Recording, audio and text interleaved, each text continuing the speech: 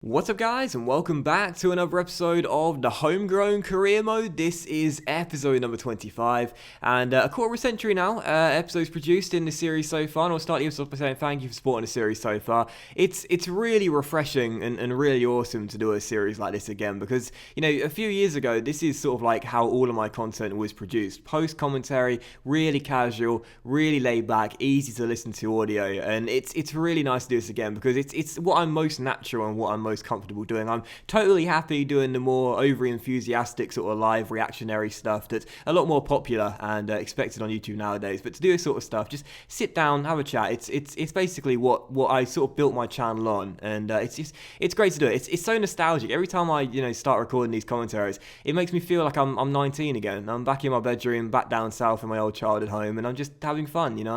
I'm really enjoying it, and I want to come up again. It's just nice to feel that way again. So anyway, enough of the nostalgia there. Heading into today's episode, we have Transfer Deadline Day. Yes, Transfer Deadline Day in career mode. Everyone loves Transfer Deadline Day, but of course in this series, we know that there's very limited options in terms of who we can sign. And after the signings of Gareth Bale and Callum Chambers for Season 2, we still got money to work with. But unfortunately, as you saw by the Transfer Hub there in the shortlist, there's only one realistic signing we could make for this Southampton team, and that is Jason McCarthy, the right back at Wycombe Wanderers. But unfortunately, the chairboys won't let him go, as he's too important for the club. And when that happens, the club doesn't have enough depth in that position. So sadly for now, McCarthy is off limits, and therefore everyone else is as well. So because of that, deadline day was really boring. We got a couple of loan bids for our players, which we tried to loan out, a couple including Pascal, but the problem still persists, and I'm not sure there's a fix for this. But it's like last year. If you watched my Huddersfield Town career mode last year, we had a player called Regan Booty,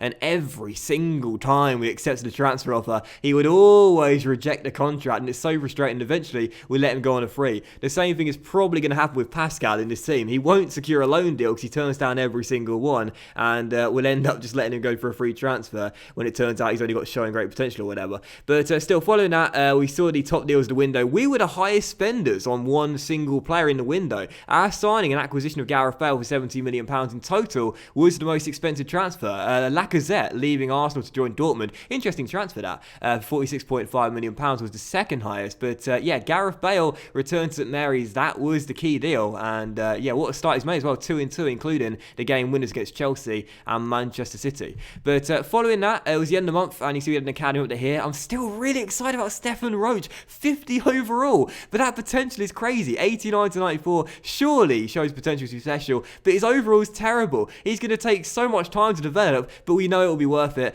Some more player training. Also, I thought it was quite interesting too. We had a media article here saying Southampton kick off Europa League campaign against Olympiacos, the Greek side. But this is crazy, but we don't kick it off against Olympiacos. You see the first Europa League game today. That's actually against Admira Wacker away from home, the Austrian side. So I like the little animation. Bale looks really good in that Southampton kit, doesn't he? Along with Chamberlain and Shaw. But again, we're not kicking off against Olympiacos. We're kicking off against Admira Wacker. Why does it say we're facing Olympiacos in the first game? How people say sometimes I can be a little bit too overly critical about EA. But at the end of the day, how easy is it to get that sort of stuff right? It's basic stuff, and they still get it wrong, and they still don't fix it. We're taking on Admira Wacker in our first game, not Olympiacos. How can that be so difficult? I don't know. But still, following that, we had some more player training, and also a youth player wanted to terminate his contract as well, as Tyreek Johnson's second transfer offer broke down there. Tyreek Johnson and Pascal might well be our new Regan Booty this year. And Sam Lewis, 17-year-old centre forward, 5'9", wants to terminate his contract. He's only 56 overall, so I can't check his potential yet. However, I do believe it's going to be. I was showing great potential and exciting prospect. He's got high-low work rates, 3-star. He's very quick, good balance, good ball control, so centre forward would suit him well. But in this 4-4-2, I wouldn't be against playing him as a striker. And of course, this season, the only two goal scorers we got, scoring 3 goals, are Gareth Bale and Nathan Dyer. So maybe this is what we needed, a striker at the academy to bang him in from a young age that we can nurture and turn him into a world beater in the future. Who knows? But Lewis comes out the academy, looks pretty decent, and I'm excited for him. Well, the home team have a problem. They can't get goals, and actually, in the division itself, they are the lowest scorers. Well, surely in training they'd have been having a bit of shooting practice, more than a bit, because they've been missing the target far too many times.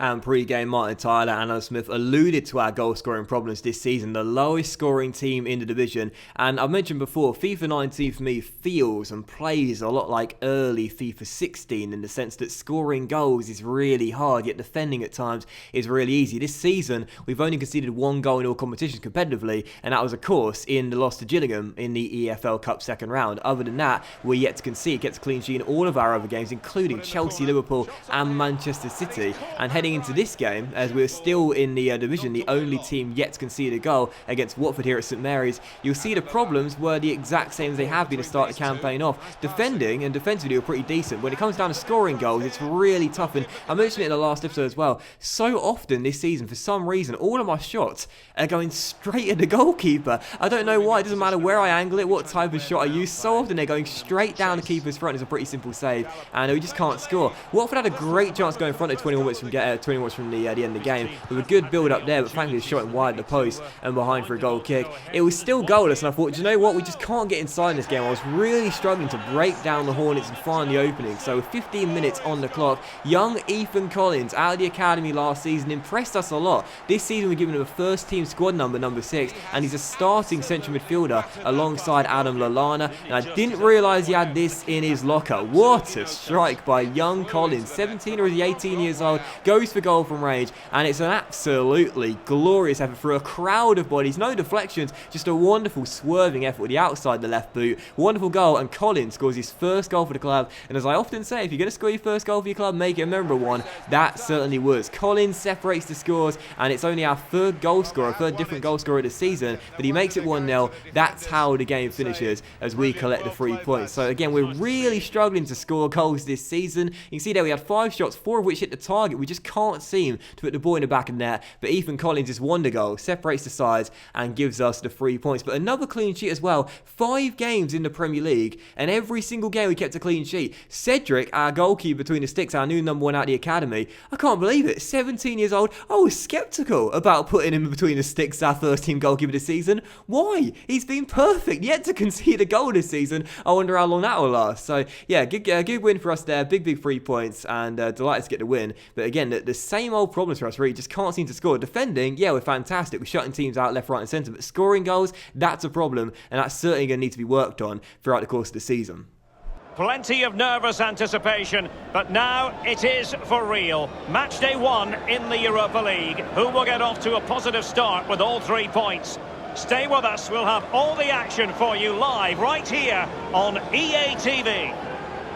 And for our second and final game of today's episode, it was time for our first European game with Southampton here back at St Mary's in the Homegrown career mode, as we will take on Admira Wacker, not Olympiacos, away from home in match day 1. And I would say no disrespect to the team, but they're probably going to be the weakest side out of the 4. So if we can beat them away and at home as well, get the 6 points from 6, that's the minimum expectation for us against this team. We wanted to get off to a winning start as well. We stuck with a 4-4-2 because we only lost once this season with it, and that was on a shootout. We changed the team around a lot though heading into the game, and loads of alterations to the team, both in midfield, defence and also attack as well, as Gallagher would start up top alongside Gareth Bale, and Gunn would also come in for Cedric between the sticks as well, as we would see how we get on. And I've got to say as well, you know, I'm always quite fair with VA. You know, I will criticise them when they deserve criticising, and that is quite often, but I will also give them props for certain things which are pretty decent to the game. And one thing I really like this year is the Europa League and Champions League licensing, and also they decided to get 2 new commentators for the European games, Derek Ray and Lee Dixon. Nice little commentary pair in there, and of course they will appear in all of the European games in Korea, both Europa League and Champions League as well. And that's a really nice touch from EA, you know, because Martin Tyler and Alan Smith, their dialogue at times can get a little bit stale, can get a little bit overplayed. Not sure how many times I've heard Carlos Tevez with his bulldog-like approach, but it's a lot. So it's nice to have a couple of new commentators, and the licensing is quite nice too. But for the first goal of the game, we hit Admira Wacker straight away 18 minutes in. It was Nathan Dyer who got the goal as well.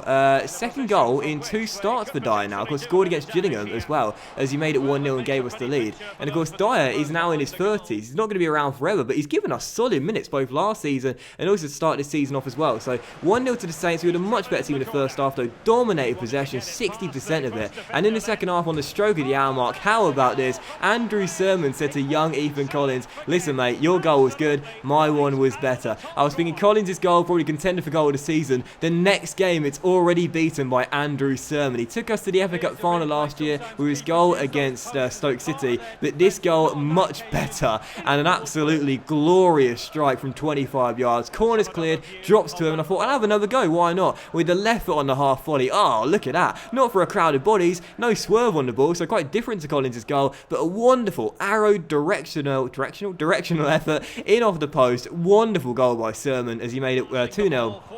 And we gave ourselves a 2-goal cushion here in the second half of half an hour to play. So, great goal by Sermon, 2-0 to Taints. To be honest, in this game, we were dominating. We were a much better team, as we expected, despite fielding a weakened side. And with 8 minutes to go, a great chance here as Gallagher fed through Sam Lewis, the 17-year-old off the bench. And oh, yes, it's a dream debut for Sam Lewis, like Gareth Bale, who he came on for directly after the Sermon goal. Lewis scores on his debut. It may not be the game winner, but he got the number 9 directly out of the academy. And what a clinical finish. And we did say pre-game I wouldn't be against playing this guy as a striker. I like the look of him despite the low overall, and that wasn't the finish of a low overall player. That was clinical. Wonderful effort with the left foot there, whips it into the top corner, and it's 3-0, and that's how the game would finish. So a goal on his debut for the 17-year-old, an instant impact, and our return to Europe, and our first game in Europe I should say, in the homegrown career mode, starts off with a win away in Austria. So delighted with that. And again, Sam Lewis, he got number 9 out of the academy, didn't give it to him, but I might well keep him as the number 9 and give him some more game time this season in his debut year if he can finish like that. But that will in today's episode of the Homegrown Career Mode, guys. So a big thank you for watching, and I hope you have enjoyed it. And if you did enjoy today's episode, then please do drop a like, as likes are of course very much appreciated, and they really help the channel out as well. Much love to you, and I will see you for the next episode very soon. Bye bye bye bye bye bye bye bye bye bye bye bye bye bye bye bye. I don't know what's going on. Bye.